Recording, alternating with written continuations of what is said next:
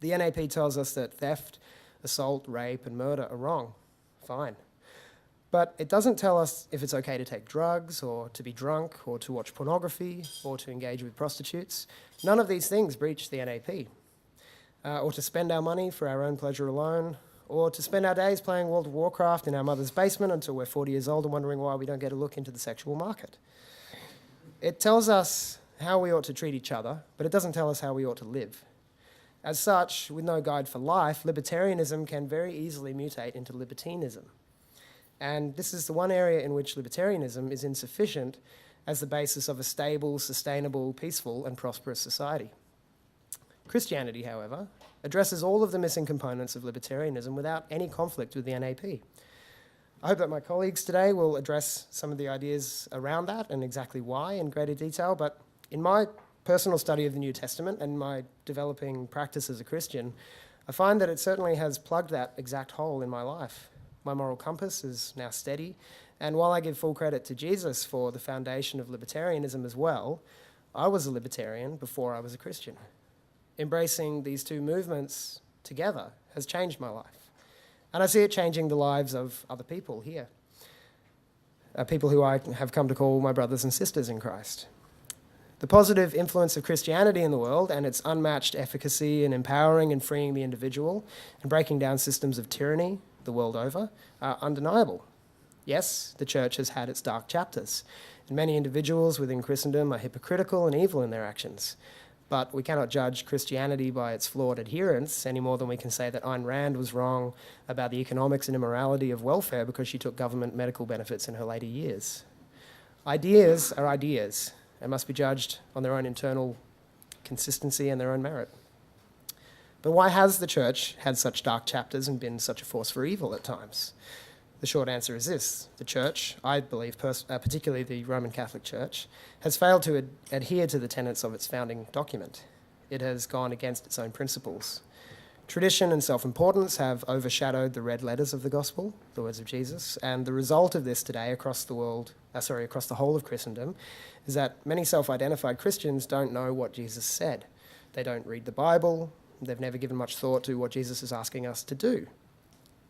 Conversely, to my claim that libertarianism needs Christianity, I will say that you cannot be a faithful disciple of Christ without embodying the non-aggression principle to the death. Thus, there is no such thing as a Christian Democrat or a Christian Republican or a Christian Socialist or a Christian Fascist. These are all oxymoronic positions. Embedded in the teaching of Christ is the non-aggression principle. It has given us the great freedom and liberty, peace and prosperity we enjoy in the West today, but it is slipping through our fingers. Atheistic libertarians would argue that religion is at fault. Perhaps so, but I'm not really talking about religion. I'm talking about principles, the faith in the person and teachings of Jesus Christ.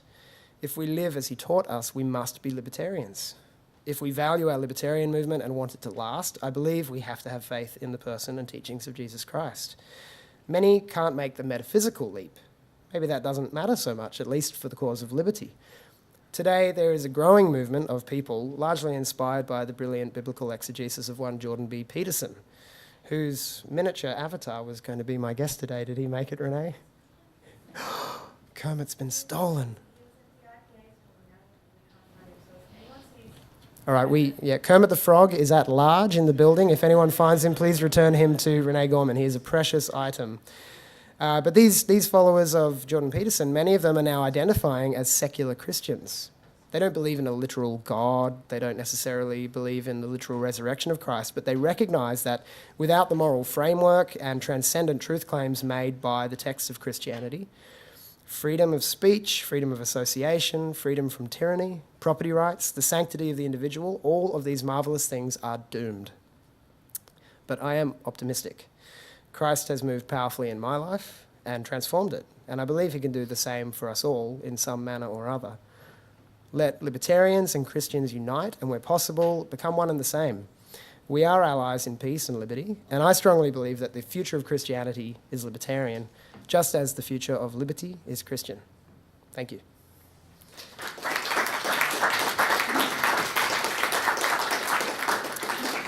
Now, Our next speaker will be Father Chris Yates, an occasional contributor to the Spectator's Flat White. Father Chris is a classical liberal who understands the Christian gospel to be best interpreted through this tradition. A member of the Society of the Holy Cross, a traditionalist society within the Anglican Communion, he has contributed to conferences of the Anglican Orthodox Dialogue in Oxford and is currently exploring a transition into the Russian Orthodox Church. Please give it up for Father Chris.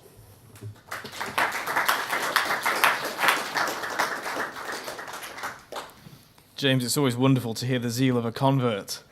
I remember when I converted, I got one of those little wristbands that said, WWJD, what would Jesus do? And it's always worth bearing in mind that can involve taking out a whip and cracking people across a table. So I'm not completely sold on your non-aggression when it comes to Jesus, but I think it was for a particular purpose. So anyway, sorry about that. But wonderful to hear your zeal.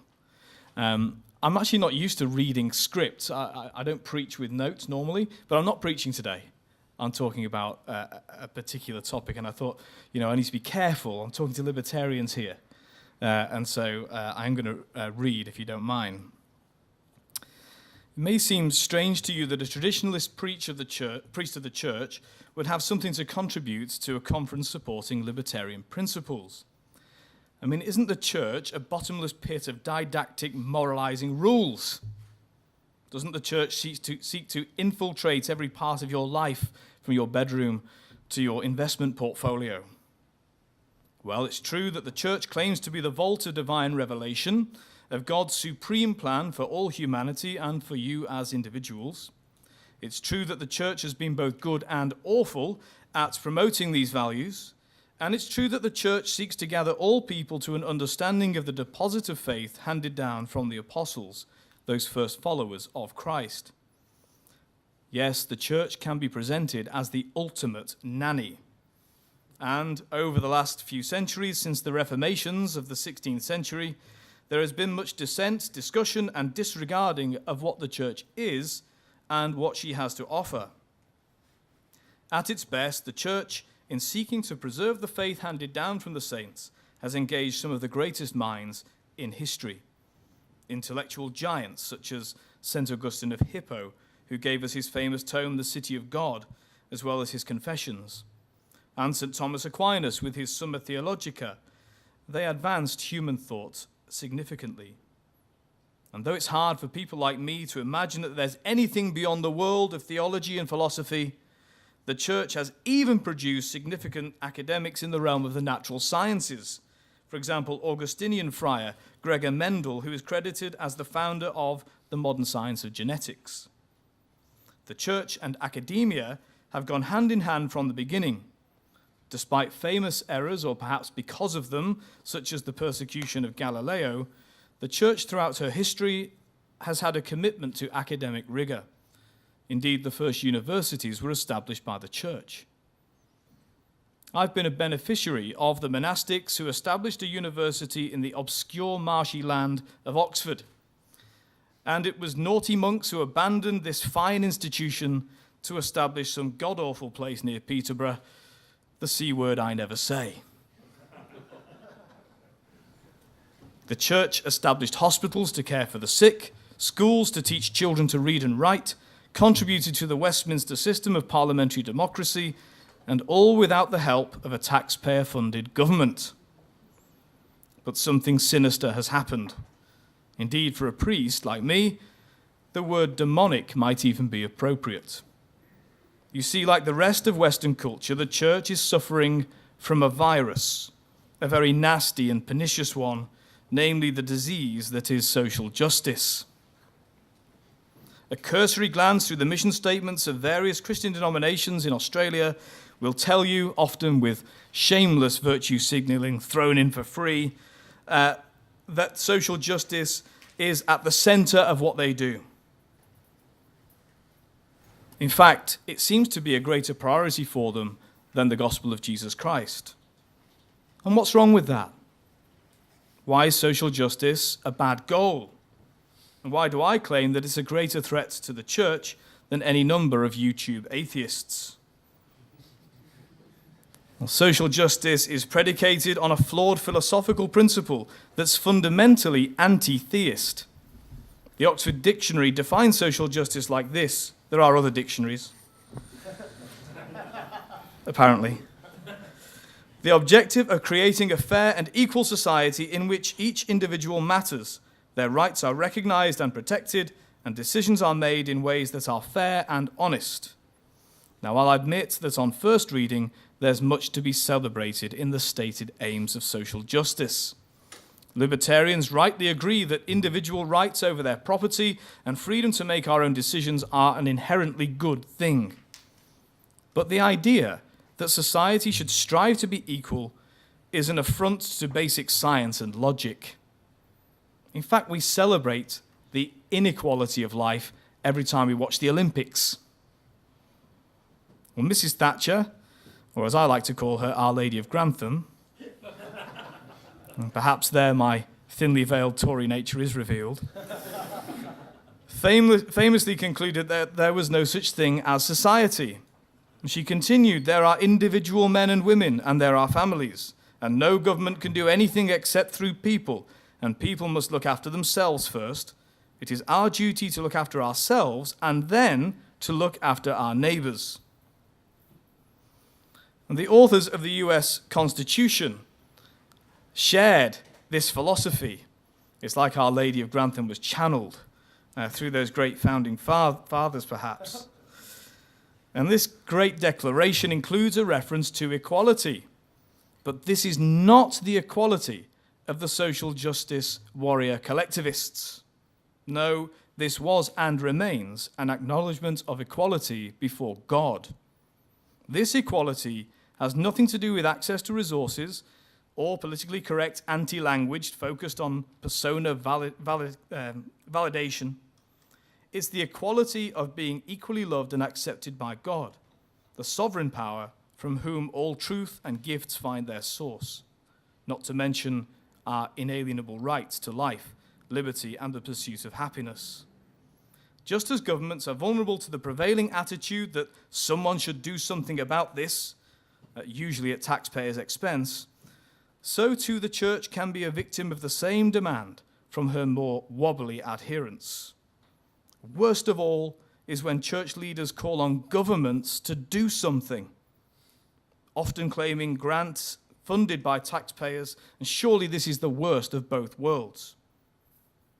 Our Lady of Grantham once famously made the case that the Good Samaritan was able to help the injured Israelite because he had his own private means. This is at the heart of my concern. The Christian life is to personally take responsibility for loving God, neighbour, and self. The big government social justice warriors, faced with the injured Israelite, would have called the Judean authorities and asked them to send a uniformed official to deal with the mess. Christianity calls for a hands-on approach, a personal call. The liberty that God endowed us with is to be used to choose to do what is right and just. True freedom to the Christian is not an aimless thrashing at what we think might be good for others. It is getting our own house in perfect order, as Jordan Peterson would say, and being so conformed to righteousness that we act out in that righteousness to serve our fellow man. While governments measure the cost of the social justice warriors' mission in terms of increased taxation and increasing the national debt, the church measures the cost in dwindling numbers. If the goal is to create utopia on earth, then why worry about building up your treasures in heaven? As the church has retreated from the convictions that led to direct action in establishing hospitals, schools, and universities, so too has its relevance retreated from contemporary society. When the church stops being the church and turns into a lobby group calling on governments, it's worse than useless. To turn the tide in the West against church decline and an unaffordable role for government, Christians need to return to the realization that it is the individual's response to God that changes the world for the better. And I'll end with some words from my favorite cleric, a Roman Catholic, the Venerable Fulton Sheen. And it sums up the questions Christians should consider when measuring their own success. Show me your hands. Do they have scars from giving? Show me your feet. Are they wounded in service? Show me your heart. Have you left a place for divine love? Thank you.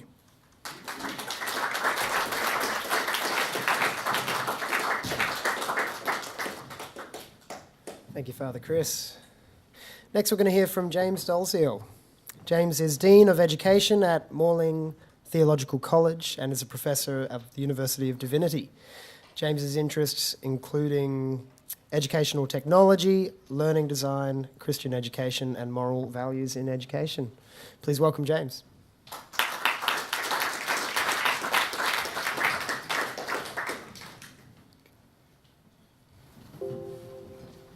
Great. Good afternoon, everyone. It's great to be with you here.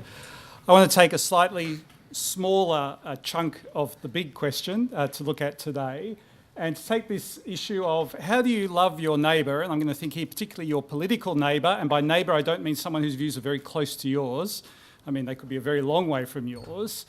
And to do that I'm going to use some work from social psychology or moral psychology by a leading researcher in the US, Jonathan Haidt. I suspect many of you may know of him. He's a colleague of mine. My background is originally I was in education at Macquarie University for about 12 years and a lecturer in psychology before that at Sydney University. So where I'd like to go is to try and think about the fact that ultimately we all care about truth when it comes down to debate and thinking through ideas. We want to know what is the case.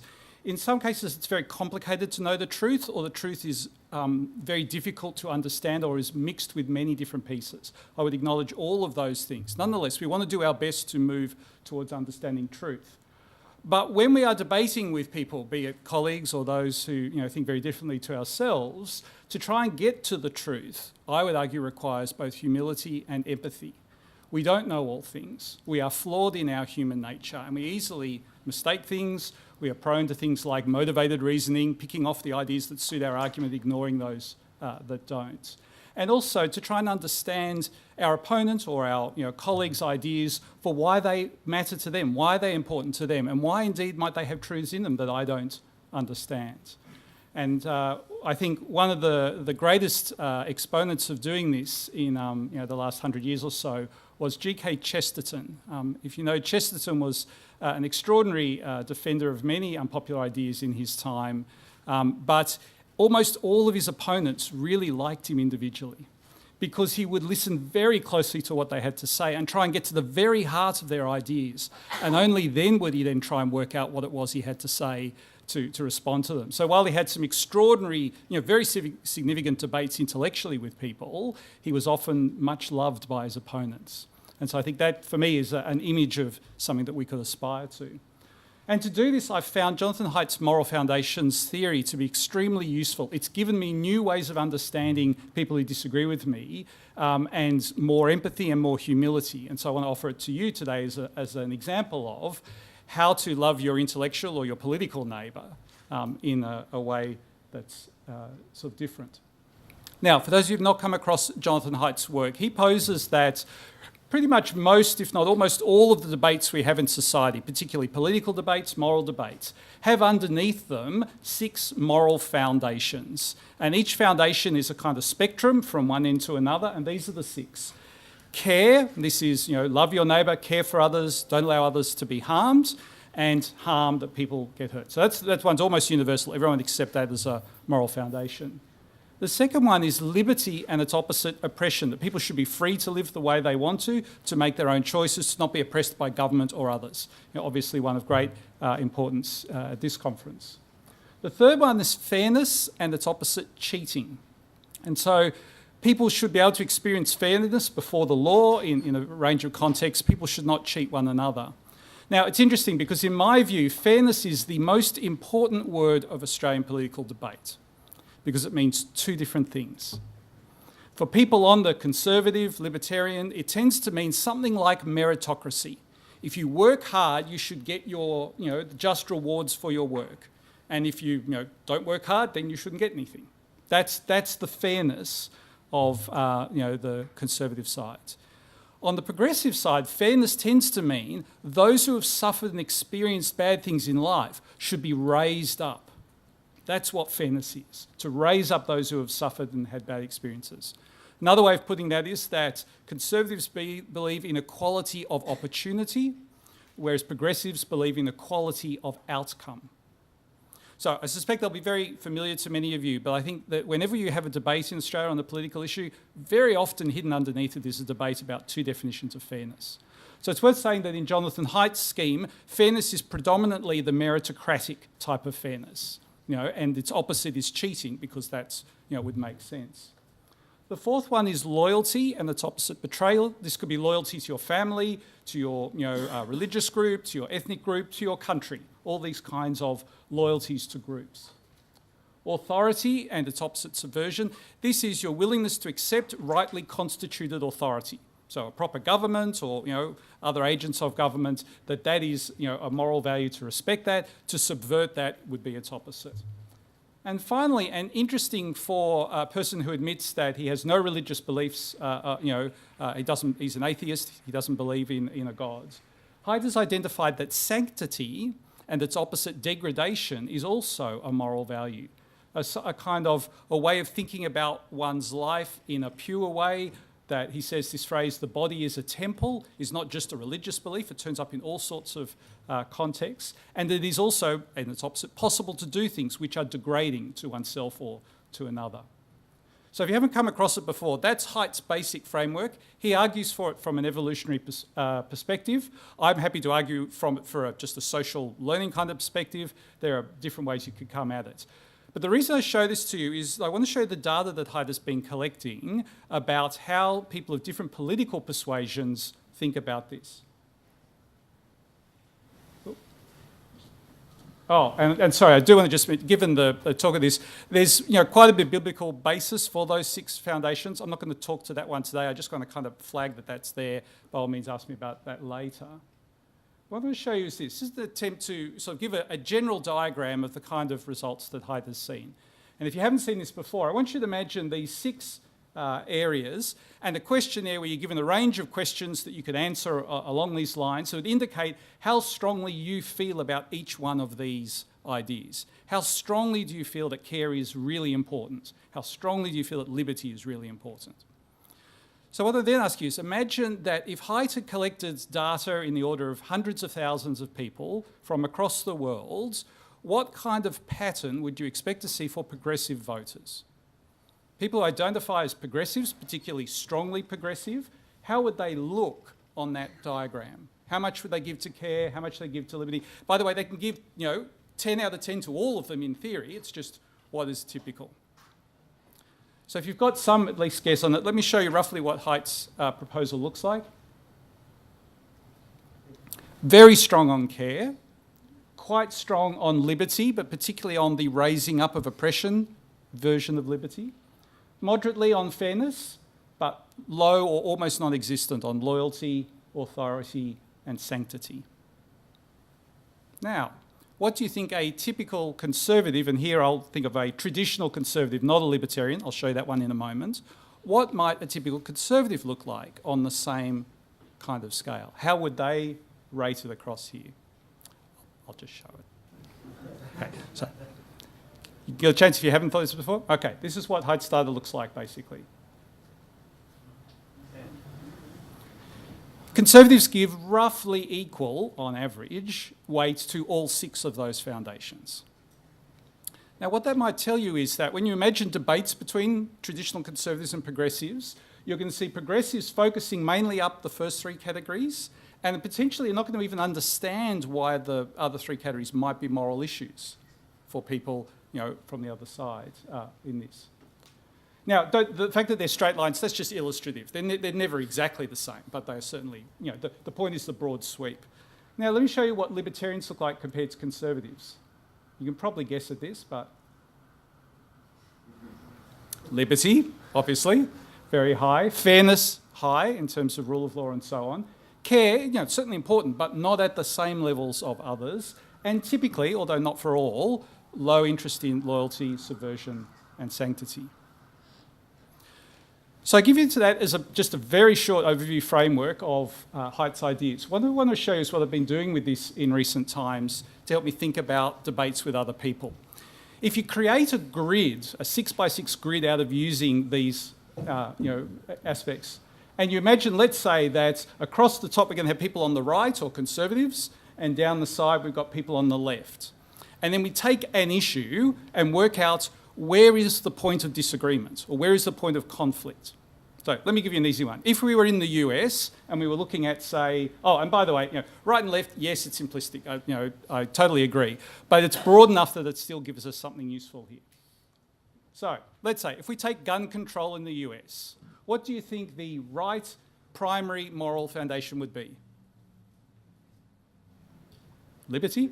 Okay. What would be the left primary moral issue? Care? So that would be the cell that represents the point of the disagreement in moral values. And so if you're trying to talk about gun control debates in the US, until you understand that that's the fundamental thing going on, you're likely to just talk through each other. So let me give you one or two others just to give you a bit of experience of this. Let's take long-term welfare payments. So people who have been on welfare for a long time and show no signs that they're going to be able to come off that welfare. What would be the primary concern for a conservative about that? Fairness, probably. I mean, potentially you might say care as in it is damaging for them to be on welfare so long. I wouldn't disagree with that. But fairness is typically the concern. It's not fair that people should have, kind of unlimited funds, in that circumstance. On the left, what would be the concern? Care once again. So in this case, it's that cell that identifies the kind of pivot point often of that debate. All right, now I want to give you an interesting one. I want to think about the debate we've had in Australia over about the last 10, 15 years around illegal immigrants or refugees. Do you remember back to John Howard's comment on this, the famous one where he said, we're the ones who decide, who will come into our country? That famous quote. What moral argument was he using at that point? Authority. Okay, so what would then be the progressive response? Care? All right. So that's what we saw in that case with Howard's. Now, it's interesting. If you are speaking to the conservative base, then they will find that a very attractive argument because they think authority is a strong moral value. What if, however, you had a different option? What if you were trying to counteract the view of a progressive? Well, let me show you something interesting. If we now think Scott Morrison, when he had the portfolio a couple of years ago, do you remember almost all of his discussion was, look at how many people have been drowning as they try and come across on boats, how risky and terrible it is that all these people have lost their lives. In caring for them, we must stop them from coming. Can you see it's a care versus care argument? And so in that case, I'd say that is the kind of argument you would use when you were trying to neutralise or counteract an argument where that same moral basis is being used in that case by the progressives. So same issue, but different choice of argument or example depending on purpose. Right.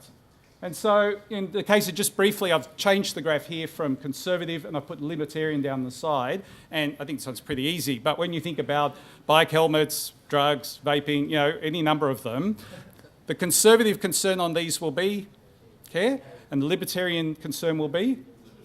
Okay, so it'll wind up there. All right, lastly, just one that caught my eye recently. The Greens Party suggested a couple of months ago that we should legalise cannabis. I don't know if you saw this one. And the AMA came out and said, no, this would be bad for people because it acts as a gateway drug and will lead to more harm overall. So this is an interesting case where doctors, again, I've put them up here, would be arguing for care. And the Greens, who are supposed to be the most progressives of progressives, and hence the ones most likely to have the highest care on their graph, actually were arguing a liberty argument. Just thought that was interesting. All right, so how do we wrap this up? How do you love your intellectual or political neighbour?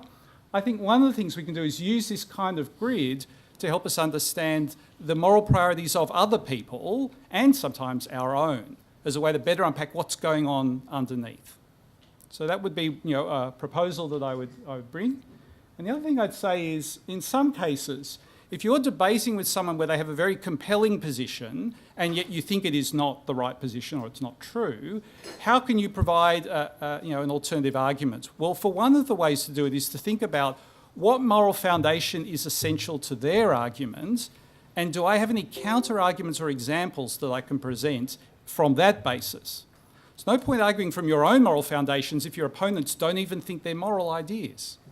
So better to find out an example that would fit from theirs. Let me end off with this quote. This is from G.K. Chesterton, writing over 100 years ago, illustrating once again the risk that whatever you think is a good idea today, Chesterton probably said it 100 years ago. He said, when a religious scheme is shattered... Ooh, did I get that? There we go. The religious scheme is shattered, as Christianity was shattered in the Reformation. It's not merely the vices that are let loose. The vices are indeed let loose, and they wander and do damage. But the virtues are let loose also, and the virtues wander more wildly, and the virtues do more terrible damage. The modern world is full of the old Christian virtues gone mad. The virtues have gone mad because they've been isolated from each other and they are wandering alone. Thus, some scientists care for truth, and the truth is pitiless. Thus, some humanitarians care only for pity, and their pity, I'm sorry to say, is often untruthful. Thank you.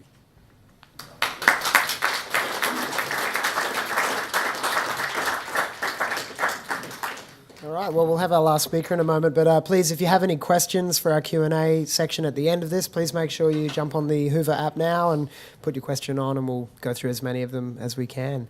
And we'll finish up our speeches with Chris Ashton, who is a pastor of the Penshurst Presbyterian Church, moderator of the Presbytery of Sydney South, a member of the General Assembly of Australia, and a director of Shire Christian School. He has a master's in church history. His project was on American Presbyterian theologian and libertarian Gresham Machen, and one in US studies on the First Amendment SCOTUS case, Trinity Lutheran versus Coma. Chris is a frequent contributor to the Spectator Australia on politics, religion and education, and has written for the Daily Telegraph and the ABC online as well. Please give it up for Chris.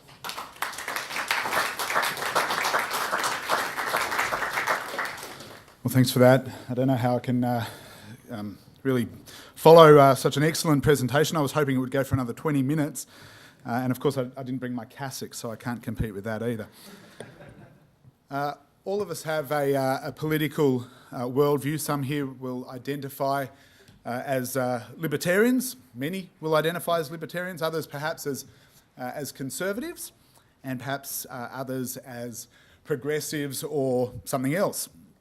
But I suspect that regardless of how you identify politically, you're here because really you're wrestling with that perennial question, questions which in a way are apolitical, the questions of how individuals relate to one another and how individuals relate to the state.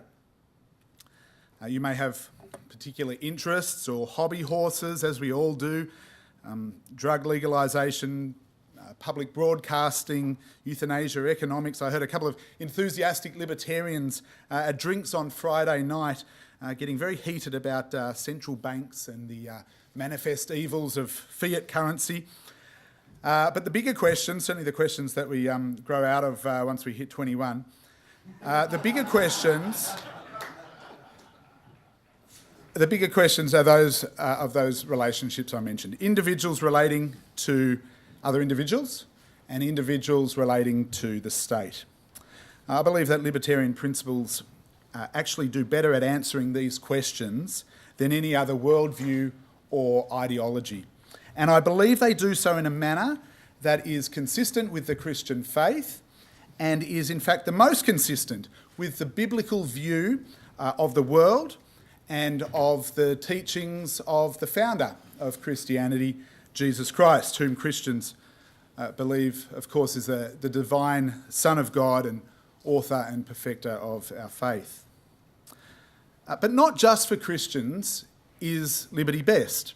I believe it is the best political ideology to allow all human beings to flourish in peace and prosperity regardless of their beliefs. And I believe the Bible teaches this. One of a former colleague of mine and a friend and former speaker at this conference, the Reverend Dan Connor, has done a bit of work in just trying to get some biblical propositions in place to support that claim, and I've perhaps added to his work, and so I want to give you these 13 propositions. I thought about having a PowerPoint, but I also knew that if anyone really wants to take notes, then they'll take notes. Proposition number 1. Humans are made in the image of God. Atheists and perhaps some others do not and cannot believe that, but certainly libertarians would agree with the consequences of such a belief, namely that all humans have an inherent dignity and worth.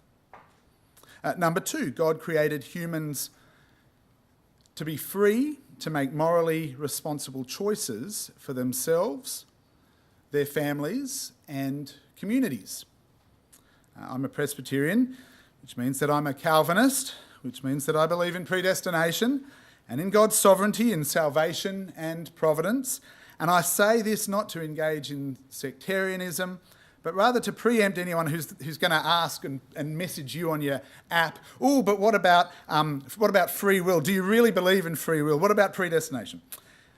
Humanly speaking, in the way humans live and operate and interact, I believe, as you do, that we all have the freedom to make moral choices about how we live.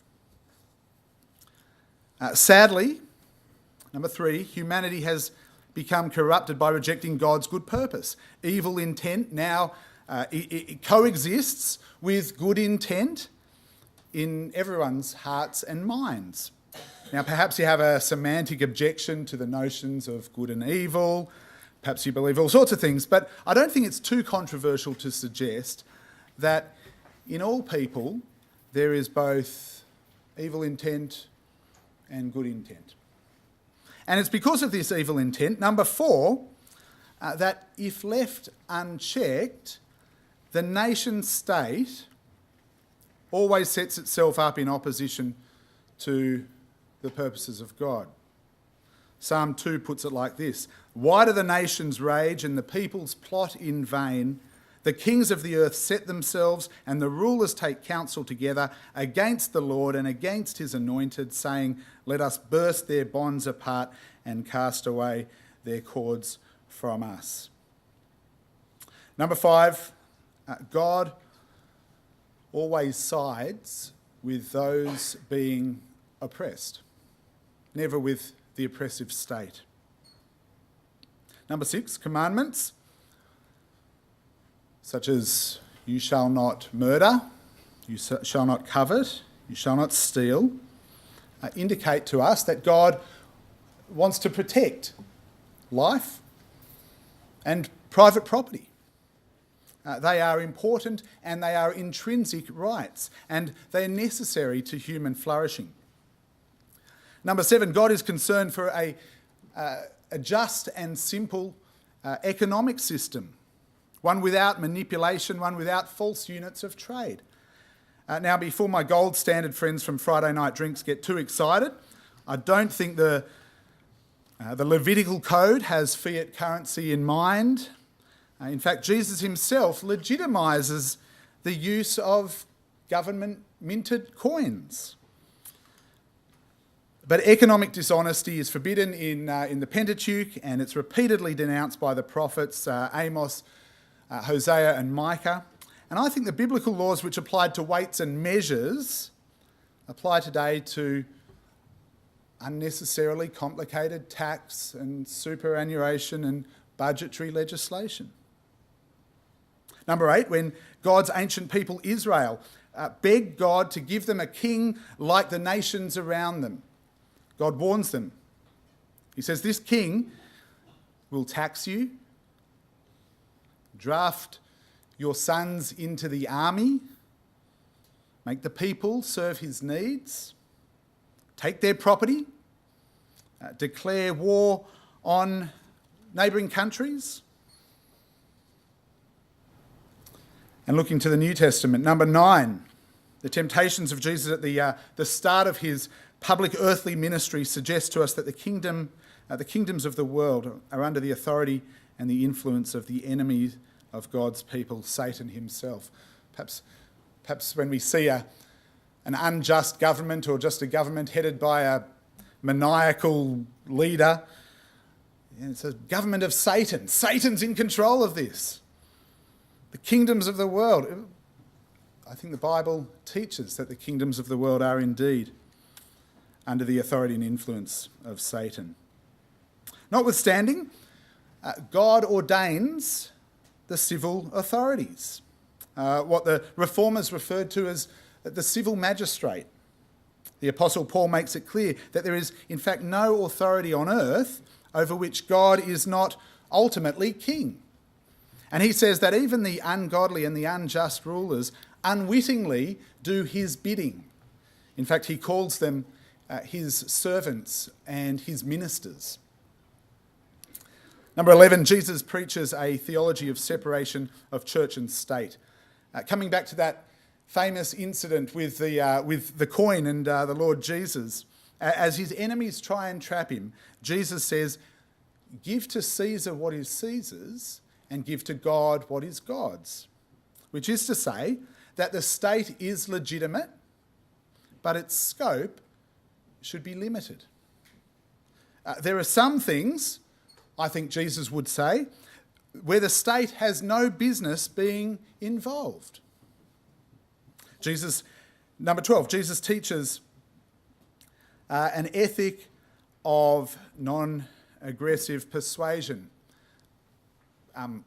Bursting into the temple and whipping money traders and turning over tables, notwithstanding. But we're quite, yes. We are not to have theocracies. Contrary to some Christian political parties, there are no Christian nations, and we can't return to the notion of a Christian nation. To the extent that the Crusades were a kind of holy war, they were immoral. And let's not forget that it's the state that executes Jesus. Now, this may be troubling to some libertarians who want to take up arms and resist the tyranny of the state because of some sort of minor breach of what they perceive to be their God-given liberty. But following Jesus' example, we're not to do that. At 5 p.m, I'll be preaching the third of a series of 3 sermons on the book of First Peter at Maroubra Presbyterian Church. You're all welcome, by the way. Filling in for a colleague. First Peter is a book written to first-century Christians in Asia Minor, modern-day Turkey, who are about to experience, if they're not already experiencing, the official persecution of the Roman Empire. As I said, you're welcome to come along, but suffice to say, God calls for submission even to tyrants, up to the point of being forced to disobey God's commands. Number 13, finally, the Bible closes with really a glorious picture of God renewing creation in preparation for eternity. One of the final tasks he performs is ridding the earth of the building blocks of the nation state. Obviously, these propositions have consequences in all kinds of areas. I mentioned before our libertarian hobby horses. Well, one of mine is education. And it breaks my heart to see the way that we as a population, and that Christians in particular, have given over what I believe is a God-given duty for all people, not just for Christians, but for all people to educate their own children. The other night I must have been asleep or something because I got elected deputy chairman of a Christian school. And the way in which, even for a non-government institution, even for a Christian school that has really a long history of saying no to government so-called innovations and changes that they propose in education. But even in that situation, the state has such a tight control of policies and curricula and teacher qualifications and funding. It's disturbing. And frankly, I don't know what the solution is. That's why I keep coming to Friedman.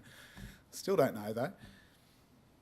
But I always try and push back against the idea that increased government regulation and increased government funding are the answers. And we need to do that not just in the area of education, but in other areas as well. Anyway, I'm happy to engage further on any of these topics and questions. Thank you.